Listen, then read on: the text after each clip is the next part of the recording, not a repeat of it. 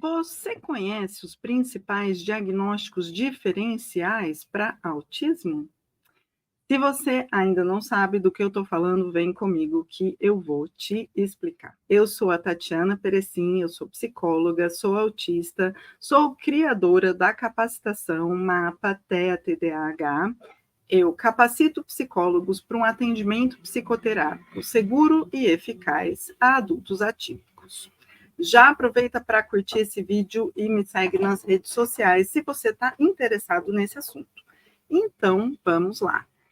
O que é diagnóstico diferencial? Para começo de conversa, quando a gente está falando de diagnóstico diferencial, do que a gente está falando?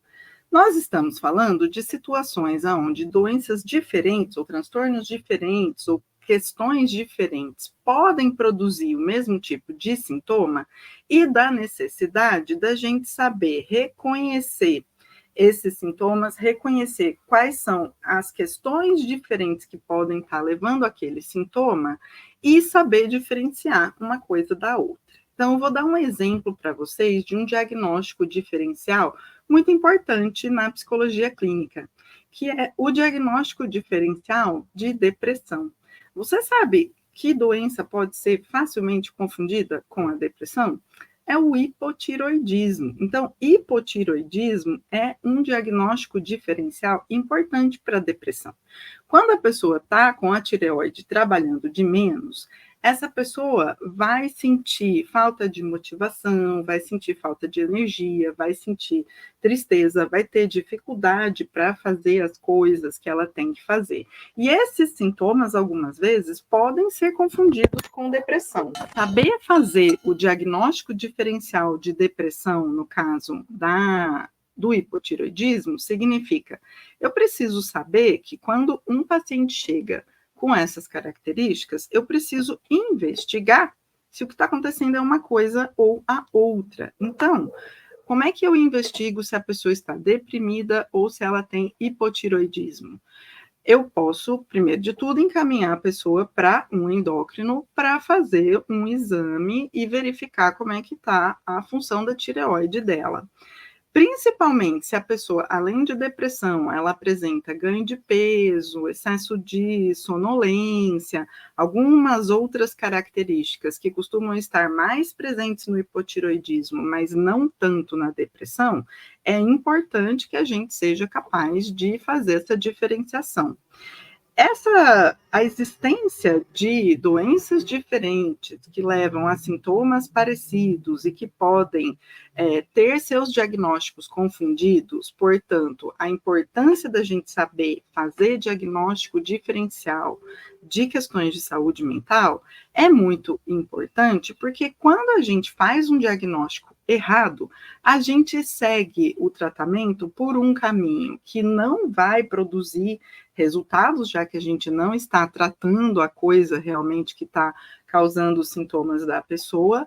Isso causa um desgaste, inclusive na relação terapêutica, isso causa perda de esperança, porque a pessoa acha que ela está se tratando e que, no entanto, ela não está vendo nenhum resultado, portanto, será que meu caso não tem solução? E isso dificulta que essa pessoa continue a buscar ajuda para a condição dela, porque ela acha que ela já foi diagnosticada e que, no entanto, o tratamento não trouxe nenhum benefício. Esses são riscos muito grandes para a gente correr quando a gente está atendendo uma população autista, porque a gente já sabe que a condição de autismo já implica um índice de suicídio muito grande e de risco de suicídio. E quando a gente encontra a desesperança, essa sensação de que a situação que a gente está enfrentando não vai ter solução, de que não tem o que fazer, esse risco aumenta muito. Sendo assim, a gente precisa estar muito bem preparado para reconhecer o autismo, para diferenciar o autismo de outras condições e para fazer um diagnóstico o mais correto possível, de maneira que a gente direcione a pessoa para um atendimento correto, para a conduta correta e para efetivos ganhos em termos de qualidade de vida para essa pessoa. Então, vamos lá, né?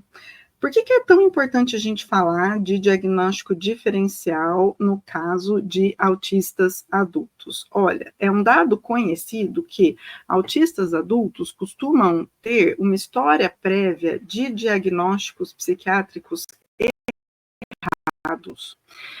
Principalmente quando a gente está falando de autistas adultas. É muito comum que essas mulheres, antes de receber o diagnóstico de autismo, tenham recebido diversos diagnósticos errados de outras doenças psiquiátricas que levam a tratamentos que são inefetivos, que aumentam a desesperança, diminuem a probabilidade dessas mulheres continuarem a buscar ajuda e, principalmente, o que é muito sério, aumentam o risco de tentativas de suicídio. Sendo assim, é importantíssimo saber quais são esses diagnósticos diferenciais e como não confundi-los com autismo. Então, vamos lá, vamos começar a conversar sobre.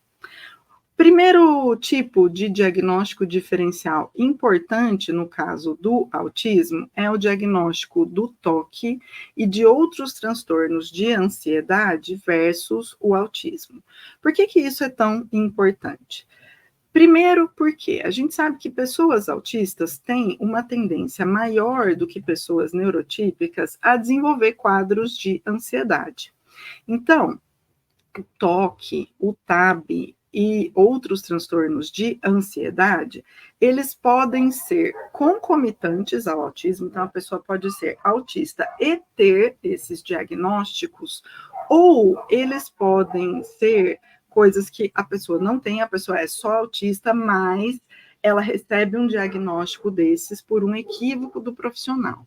Quando é que isso acontece? Bom, no caso do toque, uma das vezes em que isso acontece, então a pessoa na verdade é autista, mas ela recebeu erroneamente um diagnóstico de toque que não vai produzir alívio das dificuldades que ela tem, acontece quando o profissional não sabe diferenciar o que são as preferências e as necessidades de repetição do autismo, e o profissional confunde isso com as compulsões do toque. Então, por exemplo, uma vez eu estava almoçando com colegas da área e uma colega perguntou assim para mim: tá, mas você precisa organizar o seu prato sempre da mesma maneira, precisa colocar as comidas numa certa ordem, você precisa comer as comidas sempre numa certa ordem. O que acontece se você não puder fazer isso? Você fica ansiosa? Você acha que alguma coisa de ruim vai acontecer? Alguém vai morrer?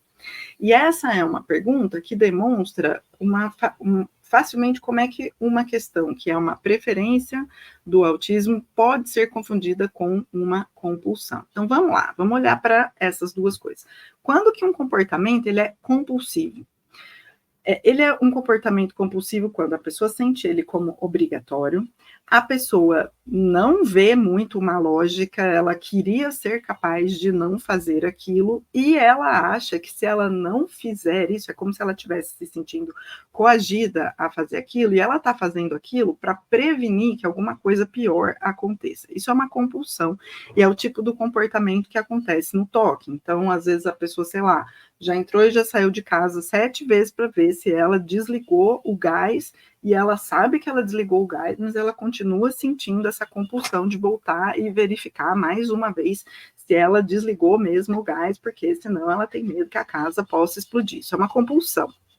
Porém, no caso do autismo, existem as preferências, que no caso do autismo estão incluídas no item diagnóstico insistência no mesmo. Autistas, muitas vezes, preferem fazer coisas de uma determinada maneira, sempre de um mesmo jeito, e muitas vezes isso está ligado a uma sensação de prazer. Então, por exemplo, pessoas que sempre querem comer a mesma comida ou comem as comidas sempre na mesma ordem, etc. Por que elas sentem que elas precisam fazer desse jeito? Uai, porque fazer desse jeito é mais gostoso.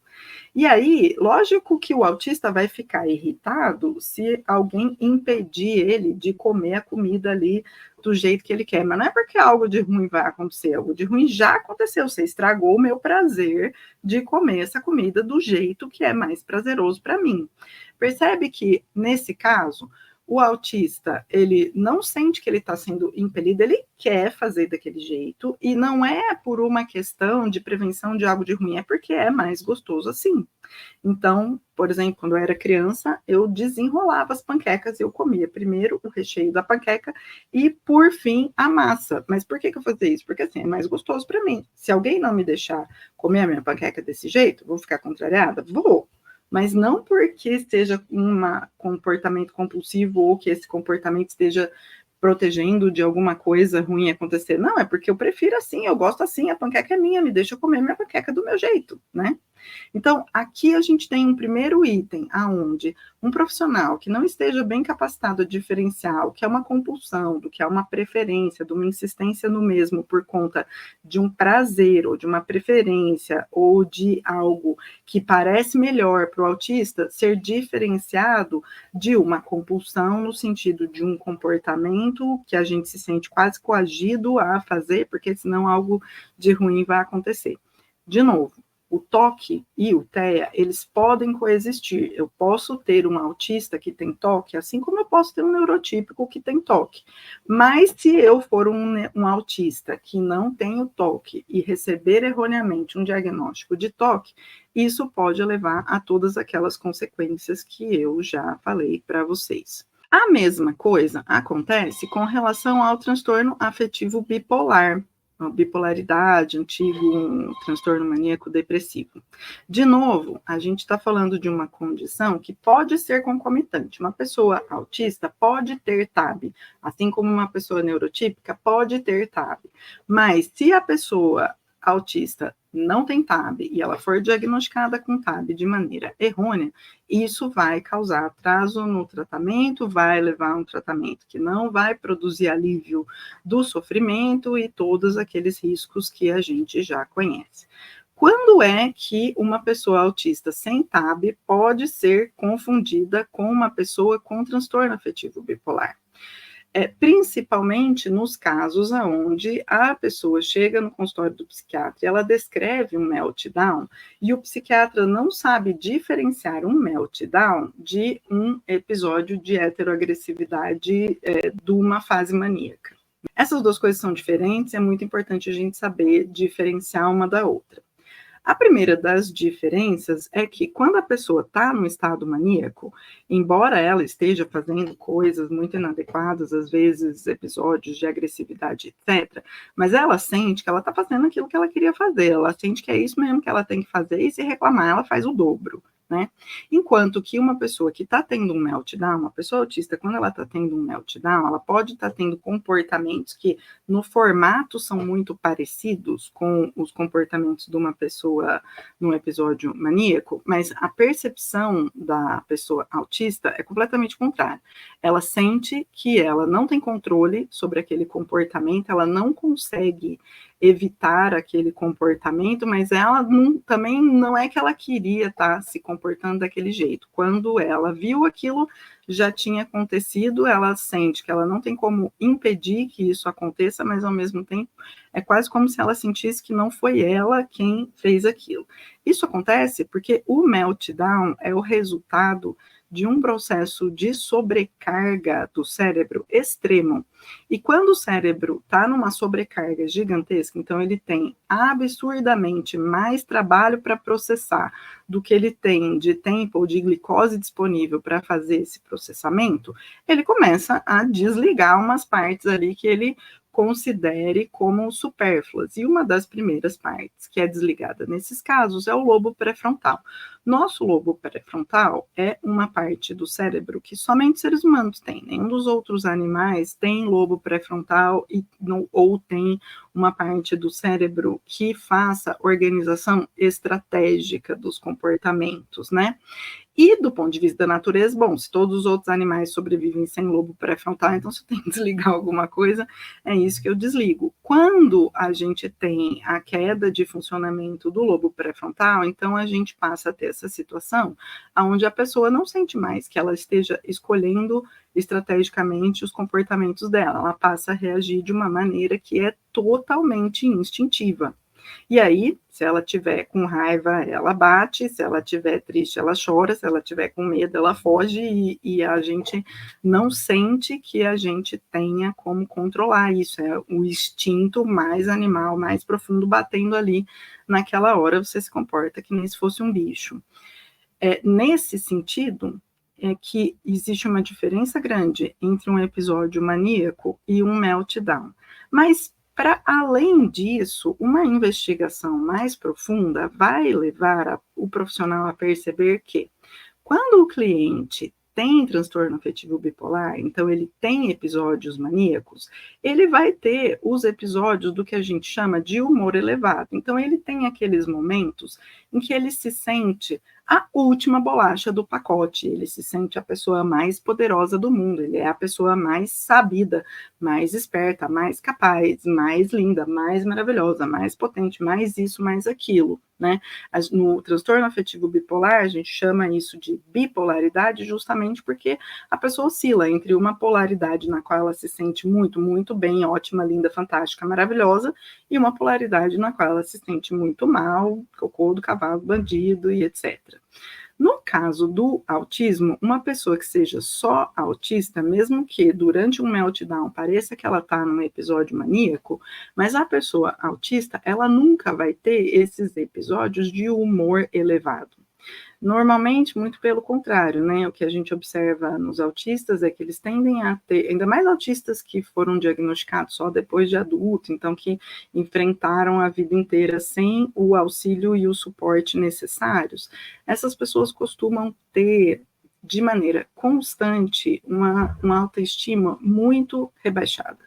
Elas costumam ter uma autopercepção muito ruim, uma sensação de que elas estão eternamente devendo, que elas não dão conta das coisas, que elas nunca estão se sentindo bem com elas mesmas. Então, pelo contrário, elas têm eternamente um humor tendendo a um humor deprimido. E essa pergunta, por exemplo, tem momentos em que você se sente sensacional ou você está o tempo todo se sentindo para baixo? Essa é uma pergunta muito importante, porque sem a polaridade, sem os dois estados polares do humor, a gente não tem como ter bipolaridade, certo? Então, e lembrando, novamente, a gente está falando aqui de um diagnóstico que pode ser concomitante, então uma pessoa autista pode ter transtorno bipolar, assim como uma pessoa neurotípica pode ter transtorno bipolar, mas o estrago se faz quando uma pessoa autista que não tem transtorno bipolar recebe por engano esse diagnóstico e é, portanto, direcionada para um tratamento que para ela não vai melhorar em nada.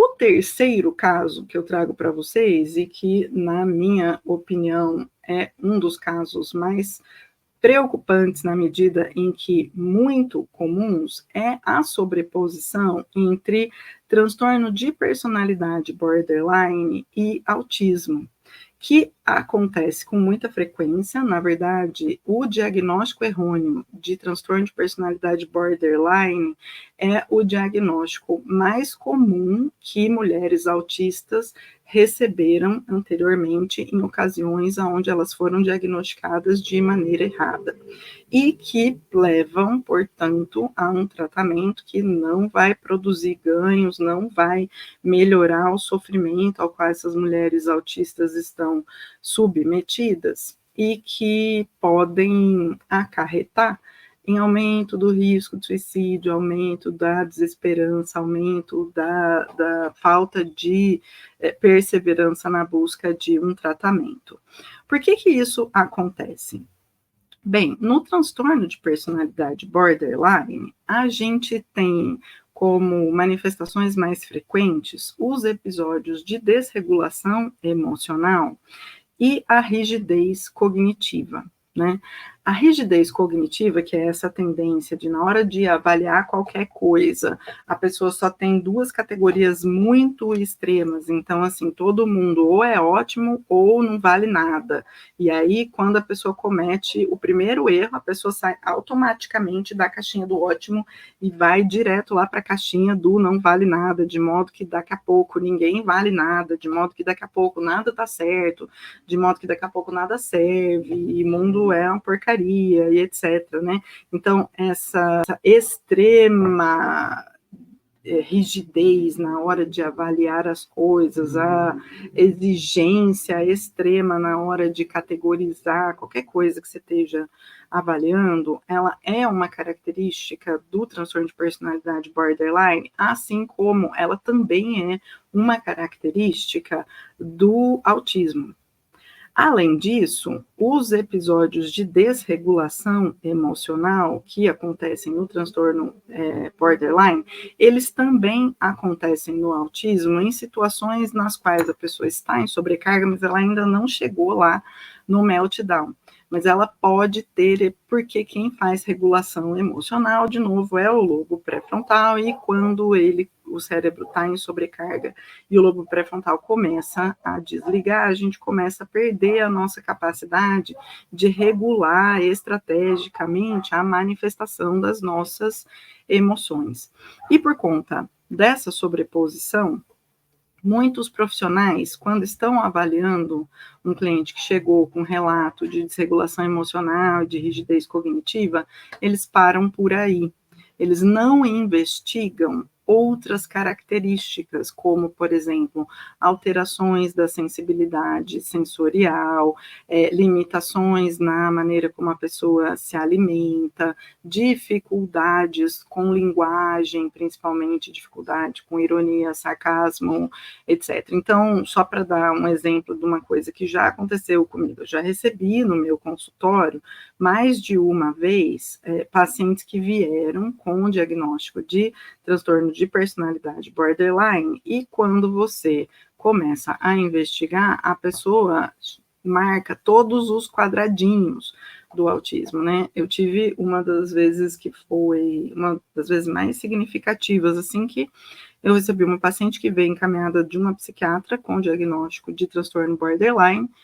Quando a paciente chegou no consultório, ela entrou na sala assim, ó, com a cabeça baixa, sentou na cadeira, não olhou para mim nenhuma vez, começou o relato dela tinha episódios de hipersensibilidade sensorial de tudo quanto é jeito, ela me avisou que ela não entendia ironia, não entendia sarcasmo, que ela não conseguia olhar no olho conforme ela conversava, ela tinha restrição alimentar, ela tinha, nossa, ela assim, era, né, tinha preferência por coisas repetitivas, de ouvir sempre a mesma música ou fazer sempre a mesma coisa como uma forma de se acalmar, e aí quando alguma coisa imprevista acontecia, ela entrava numa desregulação emocional severa, e ela tinha meltdowns, ela tinha tudinho que um autista tem, e ela veio com esse diagnóstico de transtorno de personalidade borderline, e quando eu fiz o contato com a psiquiatra para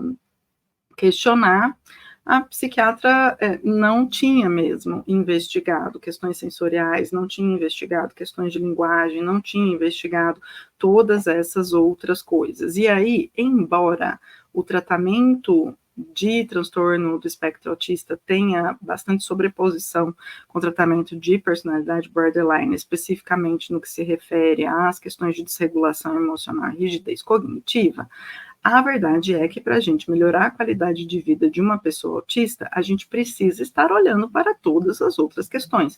Eu preciso estar olhando para as dificuldades sensoriais, eu preciso estar olhando para as dificuldades sociais, eu preciso estar olhando para as dificuldades com linguagem, eu preciso estar atentando para tudo isso se eu quiser trazer um ganho de qualidade de vida para essa pessoa. Se eu ficar só em cima das coisas que aparecem no transtorno de personalidade borderline, o ganho de qualidade de vida que essa pessoa vai ter é muito limitado, que era o caso daquela moça, e como eu já apontei, a gente tratar uma pessoa para uma coisa que não é exatamente o que a pessoa tem, vai trazer ganhos limitados, vai gerar desesperança, vai gerar, né, falta de confiança nos médicos vai gerar esquiva do tratamento, porque, enfim, né, vai ser um custo de tempo, dinheiro e esforço sem resultado, então a gente está piorando os prognósticos para essa pessoa dali para frente. Então, aí estão os 3 diagnósticos diferenciais mais importantes no caso das pessoas autistas, e são 3 diagnósticos muito importantes que os profissionais que trabalham com isso conheçam sobre autismo e saibam diferenciar uma coisa da outra. E aí, me conta aqui embaixo se você já conhecia esses diagnósticos diferenciais, se você já tinha ouvido falar sobre isso, se você já recebeu o paciente com um diagnóstico errado e quando você foi ver era um autista que estava sendo mal diagnosticado. E me diz como é que esse vídeo chegou para você, se você aprendeu alguma coisa de nova com ele, se ele trouxe para você alguma nova informação. Comenta aqui embaixo e compartilha esse vídeo com quem você acha que vai se beneficiar ou com aquela pessoa que está precisando conhecer mais sobre esse assunto. Um abraço.